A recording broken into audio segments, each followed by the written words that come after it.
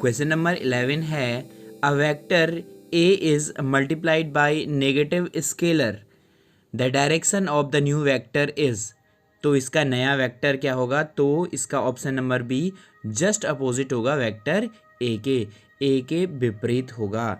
अगला प्रश्न question number 12, the equation v is equals to u plus a t is valid for. समीकरण v is equals to u plus a t किसके लिए मान्य है? तो यह हमेशा uniformly accelerated motion option number ए के लिए मान्य होता है, एक समान त्वरित गति के लिए मान्य होता है।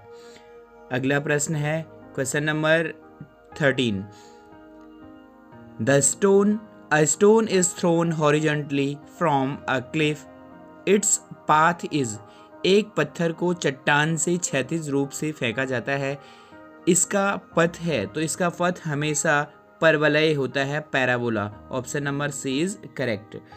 अगला प्रश्न है question number 14, the centripetal acceleration for a body moving with speed v in a circle of radius r is. r त्रिज्या के वृत्त में v चाल से घूम रहे पिंड का अभिकेंद्र त्वरण है, तो इसका अभिकेंद्र त्वरण ऑप्शन नंबर सी हमेशा सेंटर की तरफ होता है, v स्क्वायर अपॉन r। और सेंट्रीपिटल जो फोर्स होता है वह हमेशा mv स्क्वायर अपॉन r होता है, mv square upon r। Question number 15, Newton first law of motion defined. तो यह हमेशा इनर्शिया को बताता है। न्यूटन का गति का प्रथम नियम जड़त्व के बारे में बताता है, inertia. Question number 16, impulse is equal to. आवेग किसके बराबर होता है? तो आवेग change of momentum option number B संवेग में परिवर्तन के बराबर होता है। Question number 17, a force of 10 newton acts on a body of mass 2 kg for 3 second, the impulse is. तो इम्पल्स किसके बराबर होगा? तो अभी हमने इम्पल्स का फॉर्मूला पढ़ा, इम्पल्स इजिकल्स टू होता है डेल्टा पी के equals to change of momentum, और इम्पल्स का फॉर्मूला होता है change of momentum equals to force into time, force into time. That means force है आपका 10 न्यूटन एंड टाइम है 3, that means answer will be 30 newton second. Option number A option is correct, A option is correct.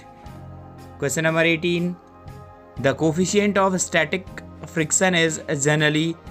स्थैतिक घर्षण गुणांक सामान्यतः यह हमेशा greater than kinetic friction होता है, ऑप्शन नंबर बी गतिज घर्षण से अधिक होता है। क्वेश्चन नंबर 19 है a ball of mass 0.5 kg moving with speed 10 meter per second hits a wall and rebound with the same speed, the change in momentum is. तो चेंज इन मोमेंटम हमने find करना है, तो change of momentum हुआ delta p is equals to pf minus P I, final momentum minus initial momentum is equals to mass into velocity, final velocity minus mass into initial velocity u is equals to, यहाँ पे मास की value put कर देंगे 0.5 और velocity final velocity -10 होना है। Y? Because आपका वो रिबाउंड हो रही है और सेम स्पीड है। -0.5 मास तो सेम रहेगा 0.5 इंटू वेलोसिटी आपका 10 है, इजिकल्स टू ये आपका सॉल्व करके हुआ -5 दैट मीन्स -10। तो यहाँ पे केवल मैग्नीट्यूड लिखा हुआ है, option number C 10 kg metre per second, option number C is correct. Next question, question number 20, a force required to keep a body in uniform circular motion is called. किसी पिंड को एक समान वृत्तीय गति में बनाए रखने के लिए आवश्यक बल कहलाता है, तो यह कहलाता है centripetal force, option number A अभिकेंद्र बल।